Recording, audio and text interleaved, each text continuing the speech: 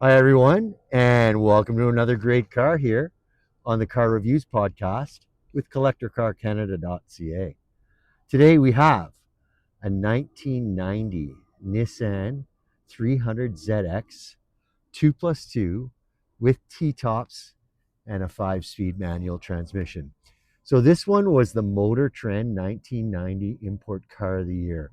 The Z32 body style for the 300ZX, following the really popular Z31s of the 80s with the pop-up headlights that followed the more original body styles of the Z cars, starting in 1970 with the legendary 240Z. We actually sold a 72 240Z not long ago, and now here we have this 1990 Nissan 300ZX 2 plus 2 5-speed manual with the T-tops. Again, the Motor Trend Import Car of the Year for its year of manufacturer, model year.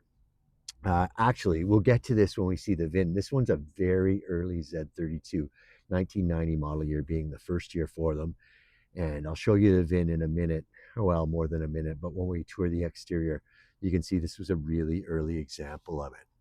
So this one is finished in bright red, as you see. It's got a custom interior, originally gray and black, but there's a lot of microfiber appointments in red to complement the exterior. And we'll get a look at that when we tour the interior. It's sitting at just under 226,000 kilometers. And so that's what it's going to go to its new owner with, under 226K. And I think it's about the time where I'm going to start the car now, and we'll continue our tour with listening to the engine and exhaust, and then the exterior, interior, and the like. So I've got the car in neutral. This is old enough car that you don't need to put the clutch down to start it. So in neutral, I'm just going to turn the key, and we'll give it a start. No problem at all. We do have a cold start video on the detailed listing for lot 323. The car had been running for about 2 minutes before I just started it there. We brought it from where we did the cold start video to where we're sitting here for the video right now. So I think it's time where I jump out of the car, grab the camera, and we'll get a listen to the engine at idle and the exhaust at idle, and then go from there. The 1990 Nissan 300ZX 2 plus 2 5-speed manual with T-tops. So we'll cruise on in and get a good listen to the engine. I've got a separate microphone for that. You'll see it in my hand. And Mr. Editor, I'm turning on the second microphone now.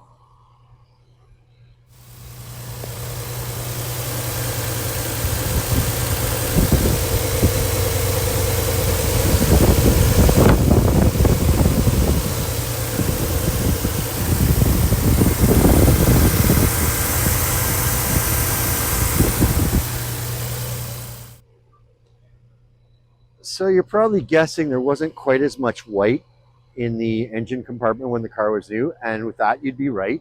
All of the white is merely for cosmetics, just to change things up a little bit.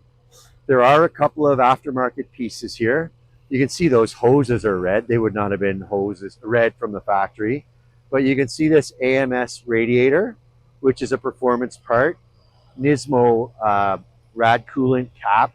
Nismo is short for Nissan Motorsport, so that's a Nissan brand name. And you can see the decorative cover here sets out that it's a 3-liter V6, originally rated at 222 horsepower from the factory. So a 3-liter V6 at 222 horsepower from stock. And there's something for the air conditioning. A good Optima battery here. We see some fuses in here, and master cylinder. A neat thing that those with mechanical minds notice when they're under the hood of this car are these timing belt covers. So you can see through the transparent cover the spinning going on. And here's a look at the options on the car. And that's a good look at our engine compartment on the 1990 Nissan 300ZX 2+2 with 5-speed manual and T-tops. Let's work our way back to the exhaust. And again, Mr. Editor, I'm now turning on the second microphone to get a listen to the exhaust.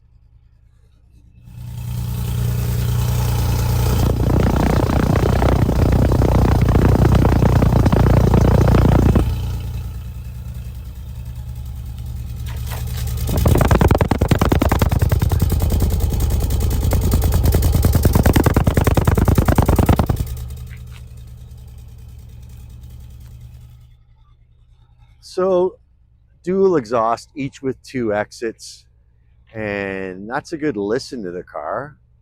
Let's pause now and move forward to the exterior tour. So a good look at the 1990 Nissan 300ZX 2+2 with 5-speed manual and T-tops.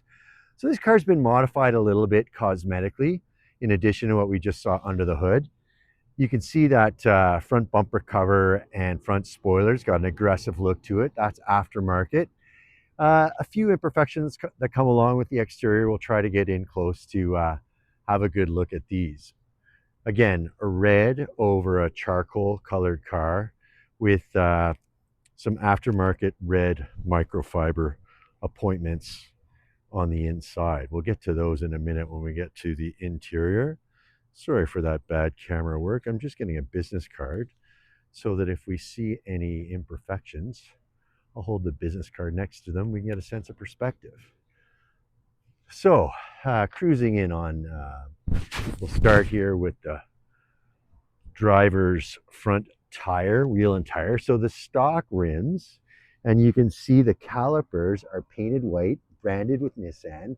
Firestone tires all around. The fronts are a Firestone FT140, and it's a staggered setup of tires, but the wheels are the same at all 4 corners. So only different by 10 millimeters front to rear on the width of the tire. So 215, 55, R16 with an H rating here on the front.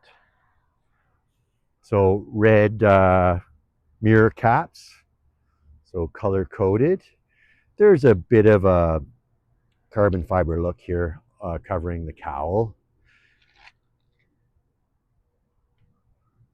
Kind of a neat door here with the opening of the T-top. I'll open the door here. You can see there's a frame on the vertical portion, but not on the horizontal. So that allows for the opening for the T-tops. We noticed Nissan glass. We've got photos of the glass emblems on the detailed listing for lot 323. And then got a brand new set of tires on the rear. So these were installed in October 2025. They're Firestone Firehawk Indy 500. And the size on these is 225 50 R16 with a W speed rating. So 215s up front, 225s in the rear. As I say, the same size rims front and rear. And again, we've got the white painted Nissan branded calipers here in the rear as well. The date code on these is 2024, but as I say, installed October 2025. A tell on the 2+2 on these cars. Some are 2-seaters, some are 2+2s, at least in the normally aspirated. But the fuel door aft of the rear wheel is a tell that it's a 2+2 car, because the fuel filler neck, of course, wouldn't fit with the rear seat compartments were it to be on a 4-seater car. So one other thing we've noticed, there's a couple of pieces of evidence that there was a much bigger spoiler on this car. This looks to just be remnants from glue for that spoiler. And I won't promise anything, but my instinct tells me that a decent glue gun could make pretty short work of that. We do notice some condensation in this third brake light here, in the center brake light. And we also noticed driving it when the driver took us for a little ride, the warning light for the brake lights is on, just because one of the there's a series of bulbs here one of the bulbs is burnt. So that's probably caused by that condensation, and it does illuminate the warning light. But more evidence about the former spoiler. There's a cut in the rear bumper on either side to accommodate that large spoiler. I think we said dual exhaust, each with 2 exits, so 4 exits total, and a tow loop there as well. See the same setup here on the right side as well. And another item that was custom, there was a Fairlady Z sticker here. It's been removed, but the car was known as a Fairlady in the Japanese market. So a lot of the JDM loyalists like to see the Fairlady emblem on the car. We saw this on the other side. I didn't point it out, but this reflector, well, it's more than a reflector. There is a light inside of there, but the lens has been changed to clear, and the power antenna is functional with the powering up of the head unit. Now, the biggest flaw I've seen in the exterior of the car is right here. We do see a bit of perforation from corrosion. So take it for what it is. Again, here in the rear, we've got a just installed days ago in October 2025. Got a Firestone Firehawk Indy 500 tire, sized at,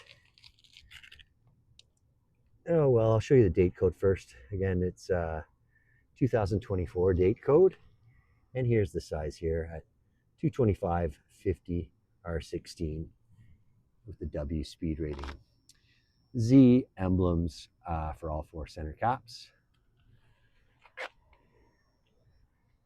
Working our way forward, and another red capped side view mirror. Another good look at these T-tops. We have them out for the video.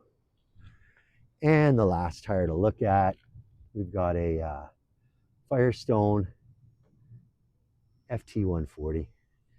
It's sized at 215/50 R16.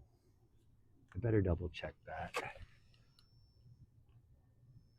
215/55 R16 with the H speed rating and a 2017 date code on those front tires. So we'll get a good look at the front spoiler that I mentioned, which is aftermarket. The car's ready to accommodate a front plate. There isn't one in place right now. This Z badge, I think these came a little later in the run. These Z32s ran from, in North America at least, from model year 90 to 96. But this 90's got this updated badge, and clear lenses for indicators, both front and rear, but there are amber bulbs down below. So you're compliant with all the laws with the amber color. Carbon fiber appointments there in that cooling intake. And there's a good look at the headlights. Nice and clear, not showing any crazing or weathering. I did notice moderate stone chipping here on the hood. Wanted to show you that. But there's a good look at the exterior. Now we can move along to the interior. So here we go with our tour of the cabin. You can see the owners changed the dome light to LED. You can probably tell by the style of light. He's also changed the front seats. He prefers the cloth to the leather. So cloth seats up front. One thing I did notice about these seats, not original to the car, is there's some rust in the frames of the seats that's not part of the undercarriage of this car. And I'll get to the rear seats in a minute here. Kind of neat to see the Nismo emblem on the front mats for driver and passenger. Now this steering wheel's seen better days. We've got a little more information about that on the detailed listing for lot 323, the 1990 Nissan 300ZX. 2+2 5-speed manual with the T-tops. So we didn't have that steering wheel straight. Apologies for the break in the video. I had a sneeze I wanted to spare you from the sound of that. But you can see that odometer checking in a little under 226,000 kilometers with a trip odometer that's functional as well. The controls over here are kind of a unique setup. Rather than on the stock, you can see on a stock from off the steering column, you can see there are controls for rear defrost, cruise control, fog lights, the intensity of the dash lights, as well as headlight washers. Over here on the left, and then on the right is there's a four-way flashers at the top, HVAC control, and wipers. So I will mention that on the HVAC, only the fresh air, heat, and defrost work. So no AC, despite it being equipped. The owner says he's not checked that out. So a speedometer that tops out at 260 kilometers an hour, a 9,000 RPM tachometer with 6,600 RPM red line. Over here we've got a temperature gauge for coolant, as well as an oil pressure gauge at the base of the tach. Fuel gauge over there on the right. In the center, things have been modernized with a Pioneer Bluetooth unit. We've got the model number for that on the detailed listing for lot 323 if you want to check out all its features. But it does offer Bluetooth capability. You can see a center speaker here by Bose. And that 300ZX emblem is aftermarket. From the factory, there was a clock there, and the owner is including a clock should the new owner want to put the clock in rather than the 300ZX badge. So you're getting a bit of a look at all the microfiber feeling interior appointments. So it really does brighten up, or wake up, I'll say, what would otherwise be a gray charcoal interior. It's kind of got the feel of suede, but it's not suede. I'd call it microfiber. And it's also featured on the boot for the shifter. There's a short shift kit been installed, and you can see the Nismo emblem on the shift knob as well. The boot for the handbrake is similarly equipped with the red microfiber, and same for the glove box over here. I'll mention also the Nismo floor mat for the passenger side, power window control for the for the passenger over there. Same with for the driver, of course, and speakers in the door.